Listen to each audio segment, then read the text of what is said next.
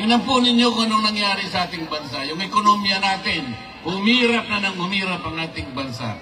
Yung presyo ng bilihin hindi na maabot ng kinikita ng karaniwang manggagawa. Nag-aaway nga sa Kongreso ngayon eh. Kasi po sa taas ng bilihin, kinakailangan mag-legislate na lang na maitaas na yung sahod. 200 pesos per day, sabi ng House of Representatives. 100 pesos, sabi naman ng Senado. Ang tagal na magdebate. In the meantime, kawawa ang mga mamamayan. Bakit hindi na lang nilagay 150 pesos na lang, i-legislate na yan, pansamantala man lang, makaabot-abot man lang yung kinikita. Hirap na ang Pilipino. Pagkatapos, hindi naman niya tinanggal yung mga economic managers. Nandun pa rin ang BBM. Nandun pa rin yung NEDA, pinalitan lang ang pangalan. Nandun pa rin ang, ano ba yun? Department of Finance. DOJ! Eh anong gagawin mo? Akala ko ba ang pangit ng ating ekonomiya? Akala ko ba ayusin natin? Ba't hindi ka maglagay ng matino? Naglagay ka pagkatas, tinanggal mo pagkatas nilagay mo sa ganito. Hindi po pwede yung gano'n. Pero kaya po tayo nandito sapagkat nandito ang taong kinikilala natin ang pinakamabuti, ang pinakamagaling na presidente ng Republika ng Pilipinas. Akalain mong dadalhin dito? May araw na ako. Yun po bang ating justisya sa Pilipinas ay hindi na gumagana? Is our judicial system in the Philippines no longer functioning? Is our prosecutorial system in the Philippines no longer able to function? Hindi po totoo yun. Umiiral, gumagana, umaandar ang justisya ng ating bansa. Kung nagkamali ang sinumang Pilipino, kung nagkamali halimbawa ang isang naging Pangulo, o dilitisin natin, edi husgahan natin, pero sa sarili nating patakaran, sa sarili nating batas, hindi sa batas ng ICC. Pagtiyagaan na lang po natin, kahit anong mangyari, mawawalan din ng saysay ang ginawa nila laban kay Pangulong Digong. Lalabas din po ang katwiran, magtatagal lang po ng konti dahil may proseso. Wala ng jurisdiction ng ICC sa ating Pangulong Digong. Maniwala kayo sa akin. Pinatatagal lang nila sapagkat pinupolitika din dito yan. Mahirap lang magsalita kung akala nila tayo ay nagsasalita laban sa ICC. Hindi po. Ang sinasabi lang natin, kahit balik-balik na rin mo ang pangyayari, wala ng jurisdiction po ang ICC. Pati po yung charge na kanilang ikinapit sa Pangulo, crime against humanity, hindi kakapit sa Pangulong Rodrigo Duterte. Sapagkat yung war on drugs, hindi po klasipikado na crime against humanity. Yung programa na ginawa niya is a legal, it is a regular governmental action to wipe out drug problem in our country. Presidente po siya, siyang nakakaalam ng mabuti para sa kanyang bansa. He should have been judged by the benefit, by the advantages reaped by the Filipino people from his program. He should not have been judged from the number of people who were killed along the war on drugs. May mamamatay at may mamamatay, alam naman nila yun eh. Sapagkat ang nagsusulong sa droga yung mga kriminal. Lalaban at lalaban yung mga yan.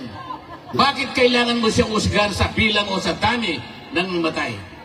Kailangan husgahan mo ang isang programa doon sa nakinabang, milyon-milyong pamilyang nakinabang. Ngayon, bumalik na naman ang droga. Ngayon, bumalik na naman ang krimen. Kayo po ang nakakalam, ang mga kamag-anak nyo sa Maynila ang magsasabi sa inyo, bumalik na naman ang problema ng ating bansa. Kasi po, wala naman silang gustong gawin para ayusin. Salamat po sa inyong lahat. Alam ko po, isa po ako sa inyong ibinoto para maging senador ng ating bayan. Kahit nalayo po ang lugar na ito, alam kong nagpupulong-pulong kayo rito. Marami pong gawain sa Maynila. Ngunit kahit konting sandali, kailangan tagpuin ko kayo rito. Para personal po akong magpasalamat. Lahat po kayong lahat, binoto po ninyo ako. Kung hindi sa inyo, baka natupad yung survey. Akalain nyo naman, sa simula't simula pa, number 36 ako. Hindi man lang ako umangat. Nung naawa sila sa akin, siguro bandang Pebrero yata yun. Napunta ako sa number 22. Hanggang doon ka na lang, sabi nila. Malapit nang matapos ang Abril, 21 na naman ako. Pagkatapos nagmilagro isang araw, nilagay po nila ako number 12, pero isang araw lang yun. Binaba na naman nila ako sa number 18. Tingnan mo ninyo, kawalang hiyaan ng mga survey companies na yun. Naniniwala pa ba kayo dyan? Sipi-sipi ninyo. Merong isang media practitioner sa Maynila, babae, hindi ko nababanggitin ang pangalan, baka sumigat pa. Hindi makamove on. Hindi siya makapaniwala bakit daw si Rodante Marcoleta naging number 6. Hindi niya kasi binabasa yung ating mga kababayan katulad ng inyong mga kamag-anak at kayong lahat. Hindi ba niya alam kung gaano ang kinontribute na boto ng lahat ng OFWs? Bakit hindi niya alam yun? Bakit tinitingnan niya? Ako lang ang tinitingnan niya. Paano nangyari yun? Sabi niya. Paano nangyari si Marcoleta ay nanalo? Paano nangyari yun? Nakakaawa yung tao na yun. Nakalimutan niya. Nakalimutan po niya na pakaraming nagmamahal pala kay Rodante Marcoleta. Ngayon po, masasabi ko na sa inyo, lintik lang ang walang ganti. Ginawa, ang gusto nila number 36 ako. Sabi ng mga tao, hindi. Kailangan maging number 6. So yun po yung nangyari. Yun po ang nangyari. Umanda sila. Ito pong impeachment na kinakasan nila, bahala sila. Bahala sila. Pero kung ako ang masusunod, sabi ko sa kanila, para mabawasan ang kahihiyan ng ating gobyerno, para hindi na mapahiya ang administrasyon, tigilan nyo na. Tigilan nyo na para hindi na mapahiya. Ngayon, kung gusto nyo mapahiya, o ituloy nyo. Hindi rin naman kayo mananalo. Kahit saan tayo mapunta, hindi mananalo ang kalaban ng ating Vice President. Sinabi ko na noong una, uulitin ko sa inyo, kung ayaw nilang itigil, nasa sa kanila. Pero kung gusto nilang mawala ang kanilang kahihiyan, itigil na lang nila. Ngayon, ayaw niyong tumigil, purbahan natin. Sige, isulong ninyo. Pareho din naman ang mangyayari. They will not be able to remove the Vice President. Itaga mo sa bato yan. Itaga nyo sa bato yan. Walang mangyayari. The Vice President will stay as Vice President.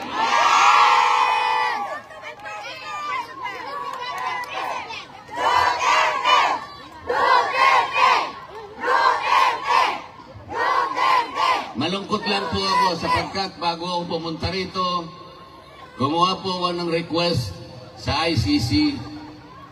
Payagan nyo sana ako kahit ilang minuto lang makausap ko ang dating Pangulo ng Republika ng Pilipinas. Nakikiusap ako sa inyo, sabi ko, sapagkat gusto ko siyang makita ng personal para personal kong sabihin sa kanya ang aking pagpapasalamat. Dahil ako po'y naging senador dahil sa tulong niya. Yes. Marami pong tumulong sa akin, ngunit siya ay malaki po ang naitulong niya sa akin. Naghintay po ako ng mga ilang araw. 1 linggo siguro o mahigit pa.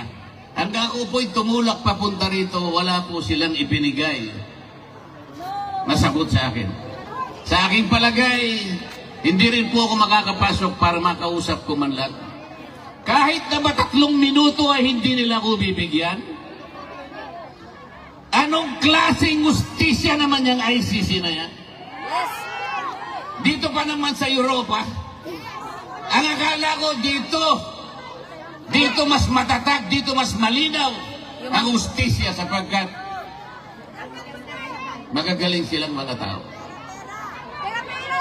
Pati ba naman yung 3 minuto o 5 minutong ihingin ko lang, makausap ko man lang, makita ko man lang, mahawakan ko lang ang kamay, makita ko lang kung anong kalagayan niya.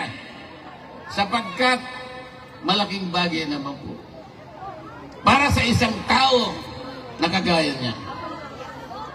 Hindi po nila ibibigay siguro sa akin. Ala! Tidyo! Mamaya po, magbabakasakali akong pumunta ron, makita ko man lang yung lugar kung saan siya nakapiit. Pero huwag tayong mawawala ng pag-asa. Huwag tayong mawawala ng pag-asa. Sapagkat, hindi pa naman po tapos ang laban.